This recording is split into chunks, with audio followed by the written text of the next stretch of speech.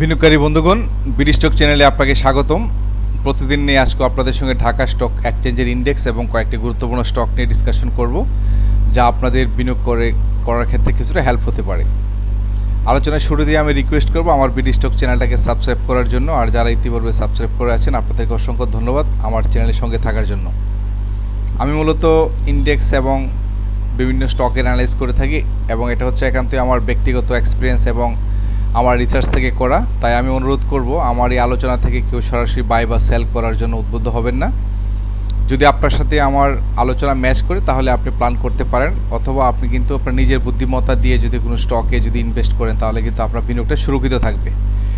তো ওয়েলকাম। তো আজকে ঢাকা স্টক এক্সচেঞ্জের ইন্ডেক্সটা ক্লোজ হয়েছে 5616.83 পয়েন্টে, যা গত দিনের তুলনায় কিন্তু 0.21% ইনক্রিজ করে মুভমেন্ট কিন্তু পজিটিভ 11.52 কিন্তু পয়েন্ট ইনক্রিজ করেছে। সেক্ষেত্রে 184টি স্টক কিন্তু বেড়েছে 45.2%, আর ডিক্লাইনে ছিল 158টা 38.8%, আর আনচেঞ্জ ছিল 65, যার মধ্যে 16% কিন্তু ছিল আনচেঞ্জ। তো এই ছিল আজকের ঢাকা স্টক এক্সচেঞ্জের একটা ওভারভিউ একটা সিনারি। আর পাশাপাশি টার্নওভার কিন্তু 940 কোটি, গত দিনের তুলনায় একটু বেড়েছে টার্নওভার। গতকালকে তো ছিল 876 কোটি, আজকে কিন্তু একটু বেড়েছে 64-এর মতো। তো আর আমরা দেখব এই ইন্ডেক্সে পজিটিভ করার ক্ষেত্রে যে স্টকগুলো একটু অগ্রণী ভূমিকা পালন করেছে সেই স্টকগুলোর মধ্যে হচ্ছে গ্রামীণ ফোন 3.26 কন্ট্রিবিউশন ছিল পয়েন্টে, তারপর আইসিবি 2.34, স্কোয়ার ফার্মা 1.57, ডাচ বাংলা ব্যাংক 1.42, ইউনাইটেড পাওয়ার 0.65, বিএসএনএম স্টিল 0.63, এশিয়াটিক ল্যাব 0.50, বার্জার পেন 0.48, বিএসএনএম লিমিটেড 0.47, আর শার্প ইন্ডাস্ট্রিজ 0.42। এগুলো কিন্তু পজিটিভ কন্ট্রিবিউশন ছিল। আর পাশাপাশি আমরা দেখব যে নেগেটিভ করার ক্ষেত্রে যে স্টকগুলো রোল প্লে করছে তার ক্ষেত্রে বেক্সিমকো ফার্মা ছিল 1.66, পুবালি ব্যাংক 1.31, ব্যাট বিসি -0.6, ইসলাম ব্যাংক -0.6, ওয়ালটন -0.59, সাপোর্টেল কিন্তু 0.35, তারপরে প্রাইম ব্যাংক -0.23, মারিকুপ -0.22, আর ব্র্যাক ব্যাংক -0.21 এবং আলারাফা ব্যাংক -0.21। তো এই স্টকগুলো হয়তো আবার আগামীতে পজিটিভ থাকবে। এইভাবে কিন্তু স্টকগুলো প্লাস মাইনাসের মধ্যে দিয়েই কিন্তু ইন্ডেক্সের পরিবর্তনটা আসবে। তো এই তো দেখলাম আমরা ওভারভিউ। এখন আমরা একটু ফোকাস করব চার্টে। টেকনিক্যাল অ্যানালাইসিসের মাধ্যমে আমরা দেখতে চাচ্ছি যে আসলে আগামী কালকে কেমন মুভমেন্টটা করতে পারে। তো আজকের যে ক্যান্ডেলটা এখানে শো করতেছি, ক্যান্ডেলটা কিন্তু খুব একটা ভালো ক্যান্ডেল না, ছোটো বডির একটা ক্যান্ডেল। এই ধরনের ক্যান্ডেলগুলোতে বাইং করার স্কোপটা থাকে, করেও এখান থেকে কিন্তু আস্তে আস্তে কিন্তু বাই করা হয়।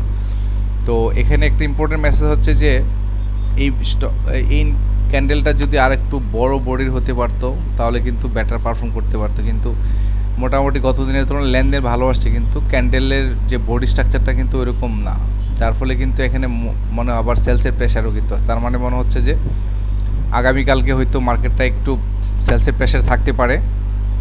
তো যারা আগামীকালকে সেল করবেন বা বাই করবেন, আপনাদের জন্য হয়তো বাই যারা করবেন তাদের একটা অপরচুনিটি আসতে পারে, কালকে হয়তো একটা সেলসের প্রেশার থাকতে পারে। কিছু কিছু স্টক হয়তো একটু কারেকশন ফেজে আসতে পারে, যেগুলো হয়তো ইতিপূর্বে বেড়েছিল মাসের প্রথম সপ্তাহের দিকে, এগুলো হয়তো একটু এখান থেকে কিছু গেইন নেওয়ার কারণে এখান থেকে হয়তো কিছু ক্যাপিটাল গেইন নেবে, সেই জন্য হয়তো কিছু স্টকগুলো চাপে থাকতে পারে। সেই ক্ষেত্রে মনে হচ্ছে যে আগামীকালকে ইন্ডেক্সটা মনে হয় একটু চাপে থাকতে পারে, অর্থাৎ কিছু রেড আমরা হয়তো দেখতে পারি, তারপর হয়তো আবার ঘুরে যেতে পারে। তো এটা নিয়ে আতঙ্কিত হওয়ার কিছু নেই, এটা হচ্ছে ভাইস ভার্সা, এটা এইভাবেই চলে। এবং কাঙ্ক্ষিত টার্গেট কিন্তু হচ্ছে 5800 থেকে 6000 ইন্ডেক্সের টার্গেট। তো সেক্ষেত্রে একটু আপস অ্যান্ড ডাউনস করেই যাবে, কারণ এখন তো মাসের শেষ পর্যায়ে একটু তো সেলসের প্রেশার থাকবেই, তারপর এইভাবে করে কিন্তু ইন্ডেক্স কিন্তু উঠে যাবে। তো ইন্ডেক্স ওঠার এবং নামার ক্ষেত্রে যে অগ্রণী ভূমিকা পালন করে সেটাই হচ্ছে যে বিনিয়োগকারীদের আস্থা। তো বিনিয়োগকারীরা যদি মার্কেটের প্রতি যদি আস্থা থাকে অবশ্যই এখানে নতুন করে বিনিয়োগ করবে। আর যদি যেহেতু এখানে অনেক বেড়েছিল, এখানে হয়তো একটু ডাউন ট্রেন্ড করে কিছু স্টক সেল প্রেশার দিয়ে কিছু স্টক হয়তো আবার একটু প্রাইজে নিয়ে আসে, তারপর নতুন করে আপডেট করবে। কিছু বিনিয়োগকারী সংগ্রহ করার জন্য অনেক সময় কিন্তু প্রাইসগুলোকে কিন্তু কারেকশন করা হয়, হ্যাঁ। তো তখন কিন্তু ভালো ফান্ড হয়, লিকুইডিটি বাড়ে, তখন কিন্তু আবার নতুন করে ইন্ডেক্সটা শার্পলি মুভ করতে থাকে। তো এই জন্যেই আমি বলবো যে আগামীকালকে যারা বাই বা সেল করবেন তারা একটু অবজার্ভ করবেন কয়েক ঘন্টা। তো সেক্ষেত্রে মনে হচ্ছে যে আগামীকালকে ইন্ডেক্সটা চাপে থাকতে পারে, একটু জাস্ট ফোর্স সেলসের একটা ক্যাপিটাল গেইন নিয়ে কিন্তু একটা চাপ থাকতে পারে। তো এটা আমার ধারণা। তো দেখা যাক কি হয়। তো মার্কেট যথেষ্ট ভালো আছে, এখানে উদ্বিগ্ন হওয়ার কিছু নেই, মার্কেট কিন্তু আপন গতিতে চলতেই থাকবে। তো এখন আমরা কয়েকটি স্টক নিয়ে ডিসকাশন করব। তার পূর্বে আমি একটু রিকোয়েস্ট করব যে যদি কেউ বিনিয়োগ শিক্ষা গ্রহণ করতে চান তাহলে কিন্তু আমার একটা বেসিক কোর্স আছে, বিনিয়োগ কি ট্রেডিং প্ল্যানিং কখন করবেন, ভালো স্টক বাছাই করার সূত্র, স্টক এন্ট্রির সময়, স্টক থেকে এক্সিটের সময়, প্রফিট টার্গেট, স্টপ লস কখন নেবেন, আরএসআই কি, এমএসসিডি কি, ক্যান্ডেলস্টিক কি, ক্যান্ডেলস্টিক প্যাটার্ন, সব ধরনের প্যাটার্ন, চার্টের মাধ্যমে ক্যান্ডেলস্টিক প্যাটার্ন বোঝানো, লস রিকভারি প্ল্যান এবং প্রাইস অ্যাকশনও ভলিউম। এইগুলা যদি আপনি জানেন তাহলে কিন্তু আপনি স্টক মার্কেট থেকে কিন্তু যে কোনো স্টক থেকে ভালো বেনিফিট নিতে পারবেন। তো যারা আগ্রহী তারা আমার সাথে যোগাযোগ করতে পারেন। আমি বেসিক কোর্স এবং অ্যাডভান্স দুই ধরনের করা হয়, আগে বেসিক করেন তারপর অ্যাডভান্সটা করা যায়। তো বেসিক সবার জন্য, অ্যাডভান্স সবার জন্য না। তো এই মেথডগুলো যে বা এইগুলো যদি জানেন তাহলে কিন্তু আপনি বেসিক থেকে অনেক কিছু করতে পারবেন। আর পাশাপাশি যারা কোনো স্টকের পরামর্শ নিতে চান বা ব্যস্ততার কারণে পোর্টফোলিও ম্যানেজমেন্টের জন্য সময় দিতে পারে না, তাদের ক্ষেত্রে বলবো আমার একটা পেইড সার্ভিস আছে। আপনাদের প্রয়োজনীয় সাজেশন আমি প্রফেশনালি মেনটেন করে দিয়ে থাকি। তো যাদের প্রয়োজন হবে তারা আমার হোয়াটসঅ্যাপ নম্বরে নক করতে পারেন, প্রয়োজনীয় সাপোর্ট পেয়ে যাবেন। তো ধন্যবাদ। এখন যে স্টকটি নিয়ে কথা বলবো সেটি হচ্ছে নাহি অ্যালুমিনিয়াম। তো নাহি অ্যালুমিনিয়াম কথা বলার পূর্বে আমরা যদি তার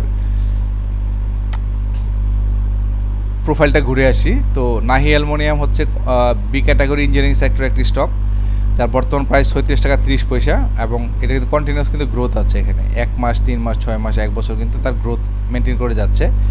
এবং এখানে তার 52 হাইস্ট 42, লোয়েস্ট হচ্ছে 13 টাকা 90 পয়সা। আর টোটাল শেয়ার হচ্ছে 6 কোটি 84 লাখ জুন ক্লোজিং স্টক। তার ন্যাব 12 টাকা ধরা যায় পার শেয়ার। আর ইপিএস 0.23, ইপিএস কিন্তু অনেক কম আসছে এটার, এই কারণে কিন্তু পি রেশিওটা অনেক বেড়ে গেছে এটা। আর Q3 ইপিএস হচ্ছে -0.12 আগের বছরের তুলনায়, এবং বর্তমান 0.02তে মুভ করতেছে। আর নেট অপারেটিং ক্যাশ ফ্লোটা কিন্তু বৃদ্ধি পেয়েছে 0.15, যা গত বছর 0.09 বেশি। তো এই ক্যাশ ফ্লোটা বৃদ্ধির কারণ কিন্তু এখানে ইনস্টিটিউট কিন্তু নতুন করে এখানে অনেক 8.27% কিন্তু নতুন করে এখানে এরা কিন্তু বিনিয়োগ করছে। তার মানে বুঝতে পারতেছেন স্টকটির ক্যাশ ফ্লোটা বাড়ার আসলে মূল উদ্দেশ্যটা, মানে মূল কারণটা কিন্তু এই জায়গায় ইনস্টিটিউট কিন্তু অনেক বড় ধরনের একটা ইনভেস্টে যাচ্ছে। তো পেড আপ ক্যাপিটাল এখানে তার হচ্ছে 68 crore, মার্কেট ক্যাপিটাল 248 কোটি ধরি, থরাস্ট ক্যাপিটাল 120 কোটি, ঠিক আছে। আর লং টার্ম লোন 9.2 কোটি, আর হচ্ছে শর্ট টার্ম লোন প্রায় 5 কোটি টাকার মতোই ধরা যায়। আর রিজার্ভ আছে 13 crore। এই ছিল হচ্ছে নাহির নিয়ে একটা আমাদের ওভারভিউ। এখন আমরা দেখব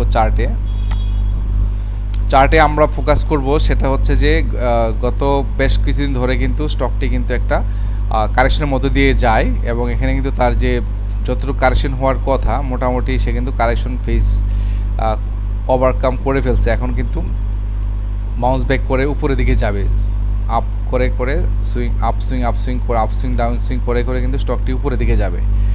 সেই জন্য স্টকটি কিন্তু আজকে যে তার গত 23 তারিখে যে ক্যান্ডেল, এটাও একটা ভালো ক্যান্ডেল ছিল। পাশাপাশি আজকেও কিন্তু ভালো একটা ক্যান্ডেল দিয়ে মুভমেন্টে যাচ্ছে। তার বডি এবং কিন্তু তার ভলিউম কিন্তু যথেষ্ট মিল আছে। তার মানে আগামীকালকেও কিন্তু স্টকটি কিন্তু বেটার পারফর্ম করবে, এবং সেক্ষেত্রে তার সম্ভাব্য যে রেসিস্ট্যান্স থাকবে প্রিভিয়াস 41 টাকা 70 পয়সা, এটাকে ওভারকাম করে কিন্তু স্টকটি চলে যেতে পারবে তার 53 অর্থাৎ 50 লেভেলে কিন্তু যাওয়ার সম্ভাবনা আছে।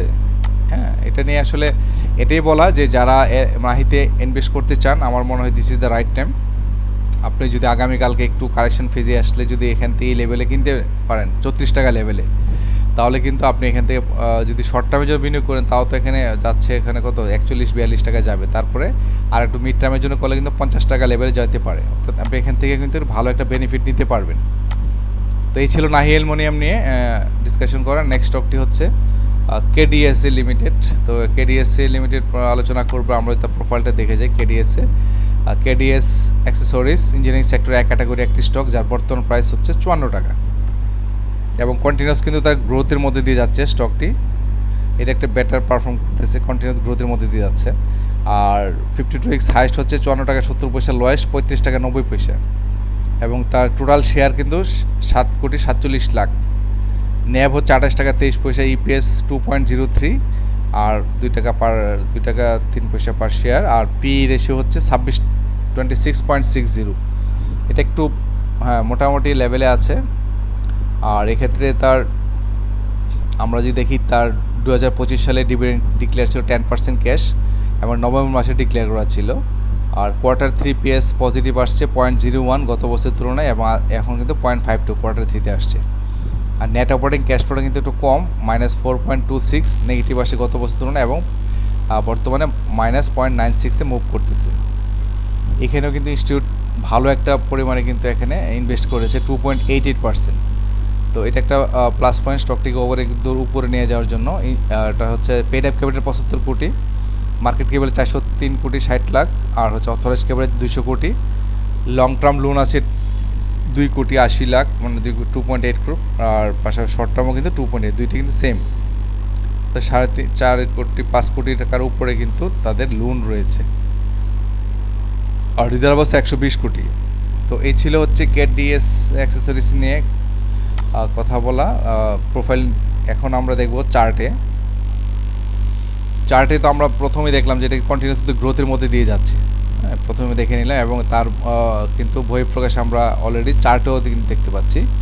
তো এখানে আজকের যে ক্যান্ডেল, এটা কিন্তু চমৎকার একটা ক্যান্ডেল। এখানে কিন্তু বায়াররা কিন্তু যথেষ্ট পজিটিভ ইমপ্রেশন নিয়ে কিন্তু আগাচ্ছে এবং তার যে প্রিভিয়াস যে হাই, অর্থাৎ এইটা 2025 সালে সেপ্টেম্বরে যে হাইটা যেটাকে ক্রস করেছে, এখন এই স্টকটির টার্গেট হবে 64 টাকা 70 পয়সা, এই লেভেলটাকে টাচ করে উপরে থেকে। তার আগে এগুলো তেমন একটা কোনো তেমন একটা বেরিয়ার নাই, 59-60 টাকা লেভেল থাকতে পারে, তবে মেইন টার্গেট হচ্ছে তার 64 বা 60 এই লেভেলে যাবে।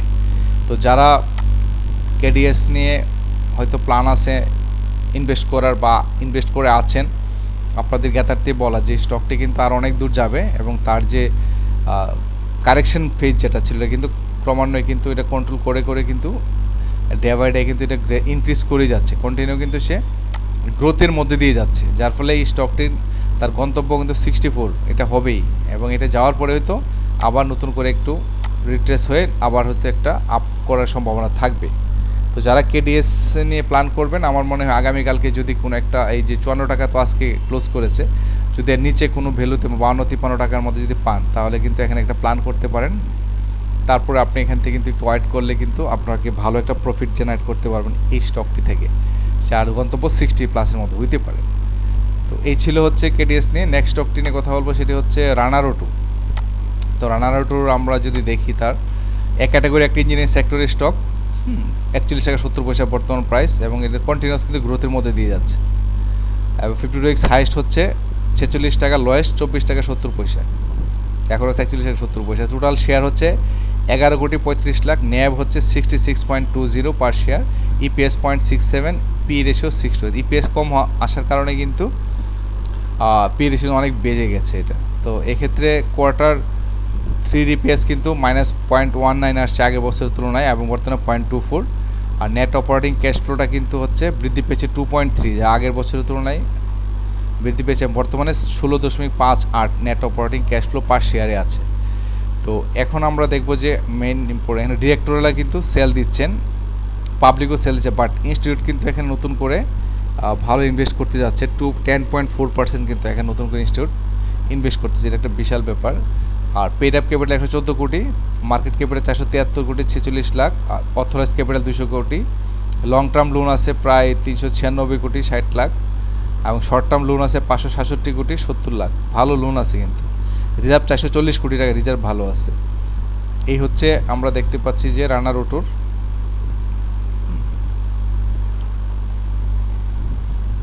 প্রোফাইল। এখন আমরা চার্টে দেখব। চার্টে যদি ফোকাস করি তো দেখতে পাচ্ছি যে আজকের যে আমরা তো আগেও দেখলাম যে কন্টিনিউয়াস গ্রোথের মধ্যে দিয়ে কিন্তু যাচ্ছে, এই যে কন্টিনিউয়াস এখান থেকে ফল করলো, তারপর কিন্তু এই যে গ্রোথ শুরু হয়ে গেছে, তার মার্চ থেকে শুরু করে এবং স্টিলটাও কিন্তু গ্রোথের মধ্যে দিয়ে যাচ্ছে এবং তার স্টকটির যে বর্তমান যে ক্যান্ডেলটা এটা কিন্তু ক্লোজ করেছে 41.70 পয়সা এবং ভালো একটা ক্যান্ডেল এবং এটা মিন করে যে আগামীতেও কিন্তু স্টকটি অব্যাহত থাকবে, পজিটিভ গ্রোথের মধ্যে দিয়ে যাবে, অর্থাৎ সেটা আপ ট্রেন্ডেই থাকবে, আগামীকালকেও এটা কিন্তু পজিটিভ থাকবে। এবং এই ক্ষেত্রে তার যে সম্ভাব্য যে তার সাব রেজিস্ট্যান্স পয়েন্ট যেটা থাকবে আমরা দেখতে পাচ্ছি এখানে তার, সেটা হচ্ছে তার এই যে এই লেভেলটাই, অর্থাৎ 45 টাকা 90 পয়সা। এখানে কিন্তু তার ইতিপূর্বে যে হাইটা করেছিল ওইটা সেম কিন্তু এই হাইটা কিন্তু এখনই আছে তার, অর্থাৎ এখানে নভেম্বর মাসে 2025 সালে যে হাইটা করেছিল এটা কিন্তু পরবর্তীতে এসে এপ্রিল মাসে এসে কিন্তু এটা টাচ করে কিন্তু উপরে উঠতে পারে নাই। এপ্রিলের পরে কিন্তু এখন আসছে হচ্ছে জুন মাস, 3 বার কিন্তু অলরেডি টাচ করে ফেলছে। আশা করি এবার সে টাচ করবে এবং এটাকে ওভারকাম করে নতুন একটা হাই ক্রিয়েট করবে। এই যে এই লেভেলটা হচ্ছে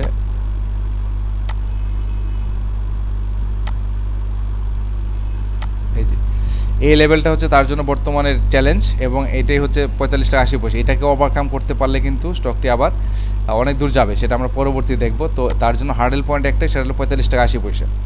তো যারা আগামীকালকে এই স্টকটিতে ইনভেস্ট করতে চান আমার মনে হয় কোনো একটা ভালো পয়েন্ট দেখে যদি আশপাশে 41.70 পয়সা 40 বা 41-এর মধ্যে কিনতে পারেন তাহলে কিন্তু স্টকটি থেকে শর্ট টার্মের জন্য বা মিড টার্মের জন্য কিন্তু ভালো একটা প্রফিট টেক করতে হবে। সেখানে 41 টাকা 45 টাকা কিন্তু 4 টাকার গ্যাপ তো এখানেই পাচ্ছেন, আর যদি একটু ধরে ধারণ করতে পারেন তাহলে স্টক কিন্তু আপনাকে আরও অনেক দূর নিয়ে যেতে পারবে। তো রানারো 2 এক ক্যাটাগরি একটি স্টক ইঞ্জিনিয়ারিং সেক্টরে, আশা করি এটা আপনার নজর রাখতে পারেন, এখানে হয়তো আপনি এখান থেকে ভালো একটা প্রফিট টেক করতে পারবেন। তো বিনিয়োগকারী বন্ধুগণ, এই ছিল আপনাদের সঙ্গে ঢাকা স্টক এক্সচেঞ্জের ইন্ডেক্স এবং কয়েকটি গুরুত্বপূর্ণ স্টক নিয়ে কথা বলা, যা আপনাদের বিনিয়োগে কিছুটা হেল্প করতে পারে। আমার এই আলোচনাগুলো একান্ত এডুকেশনাল পারপাসে করা, যা আপনাদেরকে সাপোর্ট দিতে পারে, সেই জন্য ভিডিওগুলো করা। তো নিশ্চয়ই আগামীতে আপনাদের সঙ্গে কথা হবে। আপনাদের বিনিয়োগ সুরক্ষিত থাকুক। আসসালামু আলাইকুম।